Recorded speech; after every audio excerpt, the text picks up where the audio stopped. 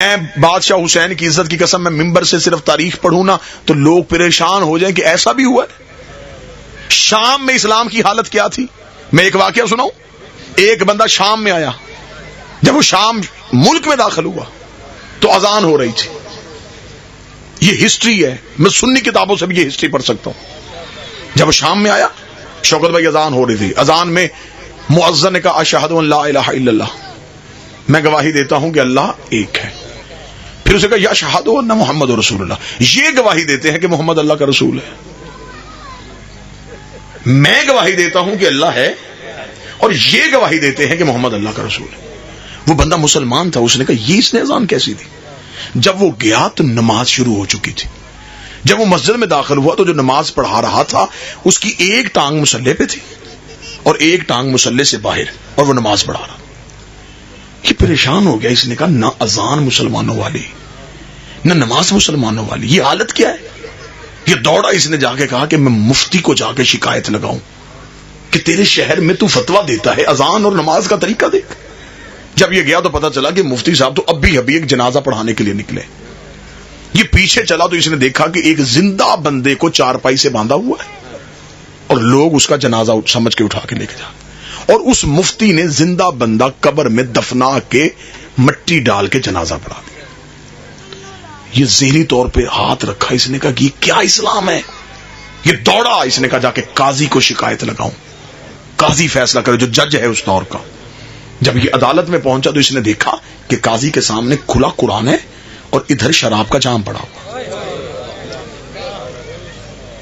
وہ ایک گھونٹ شراب پیتا ہے اور کہتا ہے ہاں ہاں یہ شراب ہی ہے، ہاں ہاں یہ شراب ہی ہے۔ وہ پیٹ اٹھا مسلمان، اس نے کہا بس کرو گستاخیاں، حد ہو گئی ہے۔ میں جب سے شام میں داخل ہوا مجھے ایک ایک چیز پہ اسلام کا مذاق اڑتا ہوا نظر آ رہا ہے۔ کیا یہ نہ اذان مسلمانوں والی، نہ نماز مسلمانوں والی، نہ مفتی کا دین کا کردار، نہ تیرا دین پہ حق۔ اتنا کہنا تو اس قاضی نے کہا کیا تجھے؟ اس نے کہا اذان کیوں ہے، ایسی نماز کیوں ہے، ایسا مفتی کیوں ہے؟ اس نے کہا سب کو بلاتے ہیں، ابھی فیصلہ کرتے ہیں۔ حالت دیکھیے گا بندوں نے اپنے طریقے سے اسلام بدلا کیسے تھا۔ اس نے کہا کیا ہے اسلام؟ اس نے کہا اس مؤذن نے جو اذان دی تھی وہ اس لیے دی تھی کہ وہ مذہب کے اعتبار سے عیسائی ہے، اس کی آواز بہت اچھی ہے، ہم اذان اس سے دلواتے ہیں۔ ان کا عقیدہ محمد کی رسالت پہ نہیں، اس لیے وہ اذان دیتا ہے کہ اللہ ایک ہے لیکن یہ کہتے ہیں کہ محمد اس کا رسول ہے۔ اس نے کہا وہ جس نے نماز پڑھائی اس کا ایک پاؤں مصلی پہ اور ایک ٹانگ مصلی سے باہر۔ اس نے کہا بلا لیتے ہیں۔ اس سے پوچھا ہاں بھی تو نے ایسی نماز کیوں پڑھائی؟ اس نے کہا میرے بدن کا آدھا حصہ ناپاک تھا، آدھا پاک تھا۔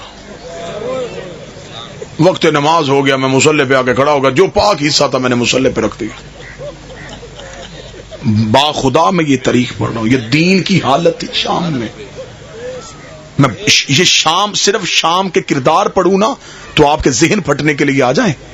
ضروری تھا یہاں علی کی بیٹی کا جانا، مولا کی قسم، اتنا گندا معاشرہ علی کی بیٹی نے فتح کر دیا۔ اس نے کہا اچھا پھر یہ مفتی اس نے زندہ بندے کا جنازہ کیوں پڑھایا؟ اب مفتی نے دلیل کیا دی وہ طویل بھی سن لیں۔ اس نے کہا جی 40 بندے میرے پاس آئے تھے، انہوں نے کہا تھا یہ مر چکا ہے، میں 40 کی گواہی مانتا یا ایک کی مانتا؟ میں نے 40 کی گواہی پہ جنازہ پڑھا دیا۔ اسے قاضی سے کہا ساری چیزیں چھوڑ، تو بتا تیرے ہاتھوں پہ قرآن تھا، دوسرے ہاتھ میں شراب کا جام، کیوں؟ اس نے کہا میری عدالت میں فیصلہ آیا تھا کہ ایک شخص کے گھر سے شراب برآمد ہوئی ہے اور وہ کہہ رہا تھا کہ یہ شراب نہیں یہ تو سرکہ ہے، تو میں نے پی کے دیکھا کہ یہ شراب ہے، یہ سرکہ ہے، اور میں نے قرآن پہ گواہی دی کہ یہ شراب ہے۔ جب اس نے یہ حالت دیکھی تو یہ یزید کے باپ کے دربار میں گیا، اسے جاتے کہا، اس نے کہا خدا تجھ پہ لعنت کرے، تو نے دین محمد کو برباد کر دیا۔ اس نے کہا کہاں سے آیا ہے؟ اس نے کہا مدینے سے۔ اس نے کہا ساری حالت دیکھ لی ہے؟ اس نے کہا ہاں۔ اس نے کہا اب جا کے علی کو میرا پیغام دینا کہ جن جاہلوں کو میں نے اسلام سے دور کر دیا ہے وہ تیری ولایت پہ کیسے رہ سکتے تھے۔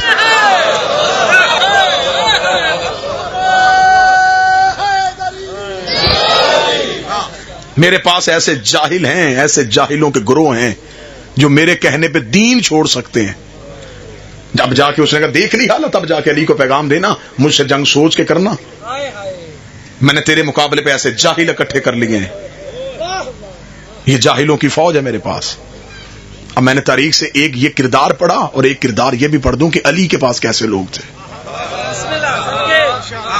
بڑا مشکل ہوتا ہے ممبر سے ہسٹری پڑھنا، لیکن میں کوشش کیا کرتا ہوں کہ میں کوئی نہ کوئی موضوع ہسٹری پہ ضرور پڑھوں، تاکہ میری قوم کے بچے جو کتاب نہیں پڑھ سکتے وہ خطاب ضرور سنیں۔ علی کے پاس کیسے لوگ تھے؟ مولا علی کا ایک صحابی ہے، اس کا نام ہے ترما بن عدی بن حاتم تائی۔ یہ حاتم تائی کا پوتا ہے، عدی کا بیٹا ہے، ترما اس کا نام ہے۔ اس کے باپ نے علی کی ولایت پہ جان دی تھی۔ پوری ایک مجلس سرکار عدی بن حاتم پہ پڑھی جا سکتی ہے، عدی بن حاتم کے فضائل پہ۔ ترما اتنا ذہین تھا، اتنا ذہین تھا کہ مولا علی اس کو اپنا شاگرد کہتے تھے۔ شوکت بھائی دراز قد بڑا تھا، اتنا دراز قد تھا کہ اونٹ پہ بیٹھتا تھا تو پاؤں زمین پہ لگتے تھے۔ اسے مولا علی اپنا قاصد بنا کے بھیجتے تھے۔ اب جب اس بندے نے آ کے بتایا نا کہ مولا شام میں یہ حالت ہے، تو مولا نے فرمایا اتنے جاہلوں میں میرا بھی ایسا نوکر جانا چاہیے جو ان کی جہالت نہ چلنے دے۔ علی نے کہا کیا پیغام بھیجا ہے؟ اسے کہا جی حاکم شام نے کہا ہے کہ علی سے کہنا یہ سوچ کے مجھ ساتھ جنگ کرے، میرے پاس ایسے جاہل ہیں۔ علی کی آواز ہے ترما کو بلاؤ۔ ترما آیا، علی نے فرمایا ترما میرا خط لے کے شام جا۔ ترما نے خط لیا، خط امامے میں رکھا، اونٹ شام کی طرف۔ جب یہ شام میں داخل ہوا تو ایک باغ کے اندر معاویہ کے حواری پھر رہے تھے۔ باغ کی اس دور میں بھی چھوٹی چھوٹی دیواریں تھیں، دیوار چھوٹی تھی۔ انہوں نے باغ کے اندر سے دیکھا کہ ایک بندہ ہے جو اونٹ پہ سوار ہے اور اس کا سر جو ہے وہ بھی دیوار سے اوپر نظر آ رہا ہے۔ وہ فوراً دیوار کے پاس انہوں نے کہا اللہ اتنا دراز قد بندہ، وہ یہ کہاں سے آئے ہیں؟ انہوں نے کہا کیونکہ سارے جاہل تھے، سارے کمینے لوگ وہاں پہ رہنے والے تھے، انہیں نہیں پتا تھا یہ علی کا نوکر ہے۔ انہوں نے کہا آؤ اس کو مذاق کریں، اس کی توہین کریں۔ اکٹھے ہو کے باغ کی دیوار پہ آ کے انہوں نے ایک تانا دیا اس کو۔ انہوں نے کہا حل من عندک کا خبر السما، تیرے پاس آسمان کی خبریں ہیں؟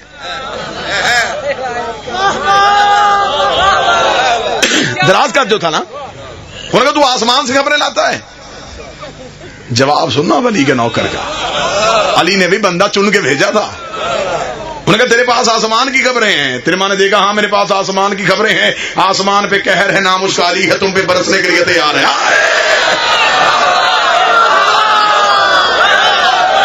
آسمان پہ قہر ہے، نام اس کا علی ہے، وہ تم پہ برسنے کے لیے تیار ہے۔ جب انہوں نے سنا، انہوں نے کہا تو کہاں سے آیا ہے؟ علی کا نوکر ہوں۔ کہاں بیٹھتے ہو تمہارا بادشاہ؟ ڈر گئے وہ۔ انہوں نے فوراً ایک بندہ دوڑایا دربار کی طرف، انہوں نے کہا جلدی جا جا کے اطلاع دے علی کا قاصد آ گیا ہے۔ بات نہیں کسی کو کرنے دیتا، بندے دھیان سے بٹھانا، توہین کرے گا دربار میں۔ اس نے فوراً دربار کا سیٹ اپ تبدیل کیا، سمجھدار بندے اپنی طرف سے سمجھدار، اس نے بٹھائے اور بٹھا کے تخت پہ بیٹھ گیا کہ جلدی جلدی وہ علی کا کوئی نوکر آ رہا ہے، وہ کہتے بڑا ذہین ہے اور بڑا تیز تراز ہے، وہ کسی کو بات بھی نہیں کرنے دیتا، وہ آنے لگا ہے۔ جو ہی ترما دربار کے پہنچا تو اونٹ پہ، اونٹ سمیت ہی دربار میں، ہسٹری پڑھ رہا ہوں آپ کے سامنے، اونٹ سمیت دربار میں، اور دربار کے بالکل وسط میں آ کے اونٹ سے اترا، اپنا نیزہ دربار کی زمین پہ گاڑا، اونٹ نیزے کے ساتھ باندھا، باندھ کہتا تو حاکم ہے؟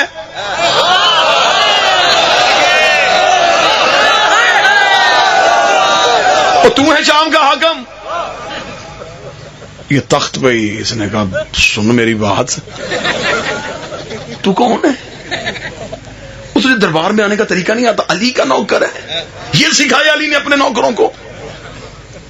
اس نے کہا خبردار میرے مولا پہ کوئی تانا نہ دینا، کیا غلطی کی میں نے؟ اس نے کہا یہ دربار میں آنے کا طریقہ ہے، اونٹ دربار میں لے کے آتے ہیں، جانور اونٹ دربار کے باہر باندھے جاتے ہیں، گھوڑے باہر، اونٹ باہر، تو اونٹ لے کے دربار میں آ گیا۔ پورا دن بھی پورا یہ گرد و نواح کا مجمع بولتا رہے، علی کے اس نوکر کے جملے کا قد ہی پورا نہیں ہے۔ میرے ترما نے جواب کیا دیا؟ انہوں نے کہا اونٹ باہر کیوں نہیں باندھا؟ اس نے دیکھا مجھے علی نے بھیجا ہے. علی نے کہہ کے بھیجا تھا شام میں جا رہا ہے, دھیان سے جانا. انہیں تو دن میں نہیں پتا چلتا اونٹ ہے کہ اونٹ نہیں ہے.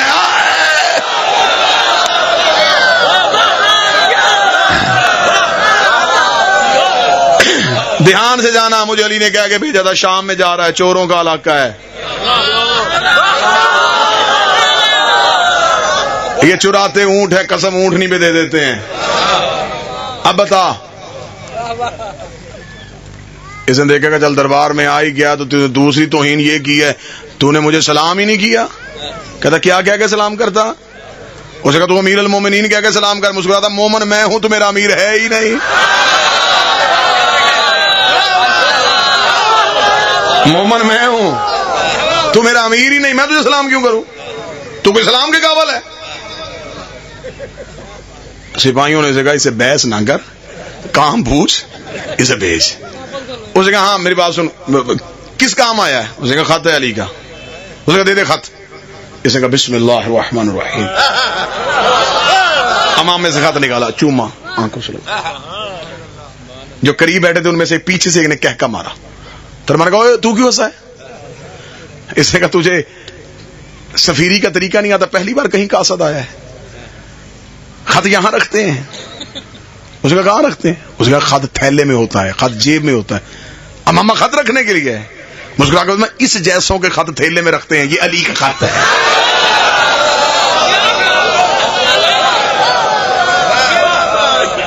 میری مجبوری ہے, میرے پاس سر سے اونچی جگہ کوئی نہیں تھی. کاش میرے پاس کوئی سر سے اونچی جگہ ہوتی تو میں علی کا خط عرش پہ رکھتا. اس نے سپاہی سے کہا, اس نے کہا نہ اسے چھیڑو, اسے خط پکڑو.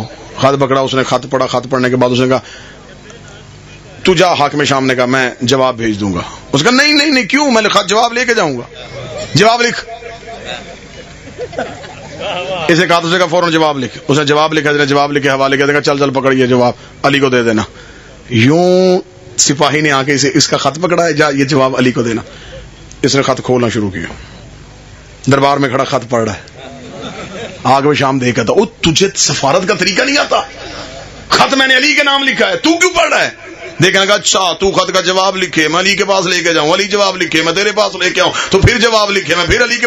اتنا وقت ہمارے پاس نہیں ہوتا, میں تجھے ابھی جواب دے کے جاتا ہوں.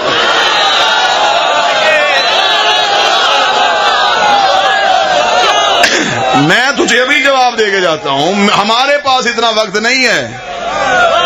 اسی کا تو سفارت کرتا ہے, تیرے پاس وقت کیا نہیں ہے. زندگی قربان کروں, تیرے ماں کی قبر کی مٹی ملے, میں آنکھوں کا سرما بنا لوں. اوے علی کے نوکر, تیرے جملے پہ ہمارے لاکھوں کی جان قربان. تیرے ماں دیکھ کے کہتا ہے کہ میں صرف سفارت کرتا رہوں, تجھے نہیں پتا میں علی کی زیارت کرتا ہوں. اس کا چہرہ دیکھنا عبادت.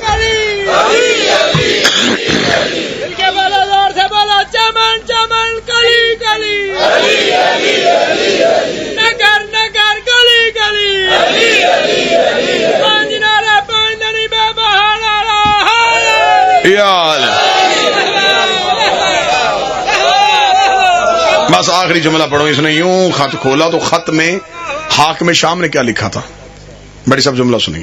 خط میں حاکم شام نے کیا لکھا؟ خط میں حاکم شام نے لکھا تھا, اے علی میرے ساتھ یہ سوچ کے جنگ کرنے کے لیے آنا, میری فوج کی تعداد رائی کے دانوں کے برابر ہے. اس نے یہ جملہ لکھا تھا, تاریخ کہتی ہے کہ میرے پاس رائی کے دانوں جتنی شاید فوج ہے.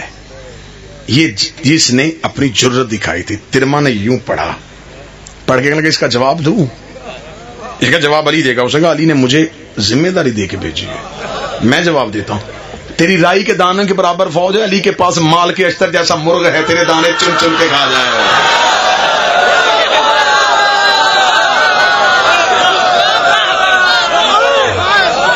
علی کے پاس مال کے اشتر جیسا مرغ ہے, تیرے دانے چن چن کے کھا جائے. یہ علی کا نوکر دربار سے نکلا, اس نے زمین پہ ٹکر مار کے کہا علی مجھے ایک دے دے, میں 10,000 علی کو دوں. علی مجھے ایک بندہ صرف ایسا دے, میں اپنا 10,000 بندہ علی کو دے دوں. علی کے پاس ایسے عالم نوکر موجود ہے, ایسے زیرک نوکر موجود ہے. اور اس کے پاس کون سے تھے؟ عمر بن عاص نے تاریخ لکھی ہے، بڑی تاریخ، دلچسپی بڑی ہے.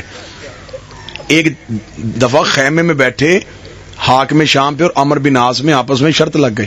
وہ کہ میں زیادہ ذہین ہوں، یہ کہ میں زیادہ ذہین ہوں. عمر بن عاص نے کہا ابھی فیصلہ کر لیتے ہیں تم میں سے زیادہ ذہین کون ہے. خیمے میں دونوں اکیلے بیٹھے تھے. اس نے کہا ہاں چل فیصلہ کر، تو کوئی سوال کر میں جواب دیتا ہوں. عمر بن عاص نے کہا میں سوال کرتا ہوں، کان قریب کر. حاکم شام نے کان قریب کیا. اس نے کہا تجھ جیسا جاہل کون ہوگا، خیمے میں تیسرا بندہ ہی کوئی نہیں، تو کان میرے قریب کر.